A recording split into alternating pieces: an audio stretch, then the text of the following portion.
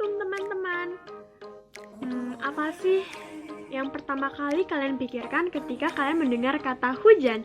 Pasti banyak banget kan, kayak sedih, senang, bahagia, romantis, dan lain sebagainya. Nah, sebenarnya gimana sih proses terjadinya hujan? Nah, sekarang aku bakalan ngejelasin ke kalian proses terjadinya hujan. Tring! Menurut Kamus Besar Bahasa Indonesia, hujan adalah proses alam di mana turunnya titik-titik air yang berjatuhan dari udara karena proses pendinginan. Secara ilmiah, hujan merupakan salah satu wujud peristiwa presipitasi, yakni jatuhnya air atau cairan dari atmosfer bumi. Biasanya, ketika akan turunnya hujan ditandai dengan tiupan angin kencang, langit berwarna abu-abu kehitaman, diikuti dengan suara guntur dan kilatan petir.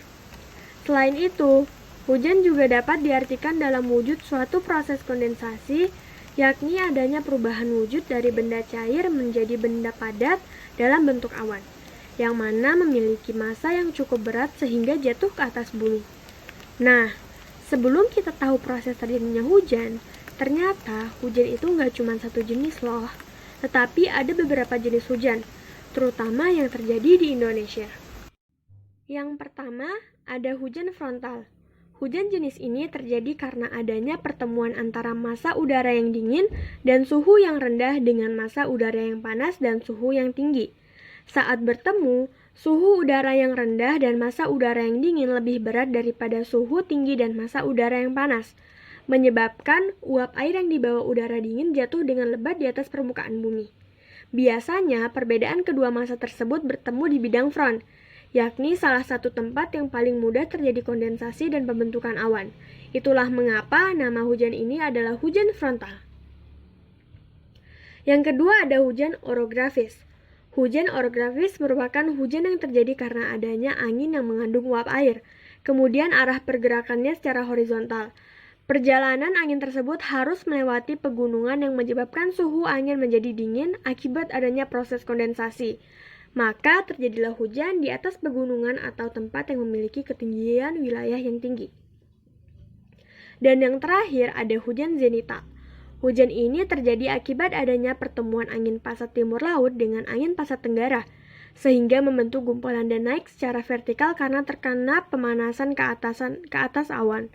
Hal ini menyebabkan awan yang memiliki massa berat mengalami penurunan suhu yang menyebabkan terjadinya proses kondensasi. Karena air yang menggumpal tadi sampai pada titik jenuhnya, akhirnya turunlah hujan. Karena letak turun hujan ini berada di atas garis hayal ekuator atau khatulistiwa, maka dinamakan dengan hujan zenital. Setelah tahu jenis-jenis hujan, sudah semakin penasaran bukan dengan proses terjadinya hujan? Jadi, proses terjadinya hujan berawal dari sinar matahari yang menyinari bumi membawa energi panas, sehingga panasnya matahari bisa dari danau, sungai, dan laut menguap ke udara. Selain dari danau, sungai, dan laut, air yang menguap ke udara juga bisa dari tubuh manusia, hewan, tumbuh-tumbuhan, dan benda-benda lain yang mengandung air. Peristiwa ini juga dapat disebut evaporasi. Uap-uap air yang terangkat ke udara lalu mengalami proses kondensasi.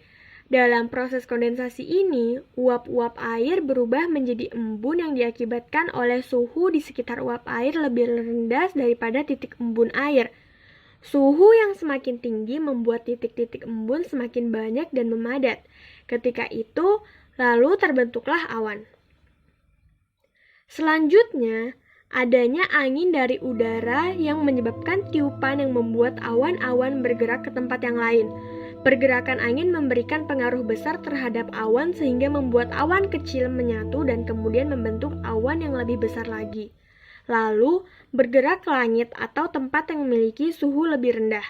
Dan semakin banyak butiran awan yang terkumpul, awan akan berubah warna menjadi semakin kelabu. Nah, di tahap terakhir ini adalah tahap turunnya titik-titik air yang ada di langit. Ternyata ada dua penyebab titik-titik air di atas langit bisa jatuh.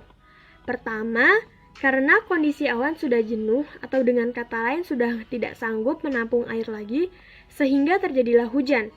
Kedua, Karena titik-titik air tertarik oleh adanya gaya gravitasi, oleh karena itu titik-titik air jatuh menjadi hujan. Ketika air hujan mulai jatuh ke daratan, tidak semua airnya jatuh sampai ke permukaan loh.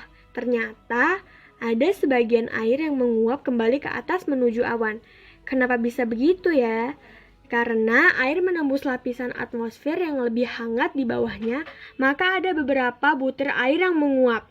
Selama air membuat kondisi awan jenuh, maka hujan akan terus berlangsung. Nah, jadi itu tadi sedikit tentang proses terjadinya hujan. Semoga dapat menambah ilmu kita semua ya. Terima kasih telah menonton. Dadah!